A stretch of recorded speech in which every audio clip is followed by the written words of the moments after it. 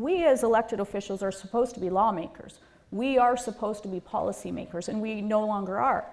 And I'll tell you why. It's because the balance of power with government is getting larger and larger. I'll give you some examples. I was on the government's most prestigious committee at Queen's Park, Finance and Economic Affairs. The biggest mistake I made was I talked about how much I loved my time on Finance and Economic Affairs because it put me in touch with people who knew how we could actually create the very best laws in this province. So experts would come, they would say, you know what, this piece of legislation that you're dissecting, you could actually make it stronger by doing A, B, and C.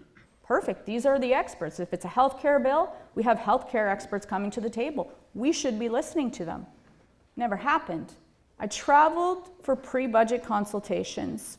You paid for my flights to places like Kenora, Ottawa. You paid my mileage to Kingston, Windsor, Sarnia, you name it. And if I was a betting woman, I would say that that budget was written before we ever even went out on the road to hear from the experts who were testifying as to what we were to put in that budget. It's show and sham, it's window dressing, and it's just to say that we've been through the process.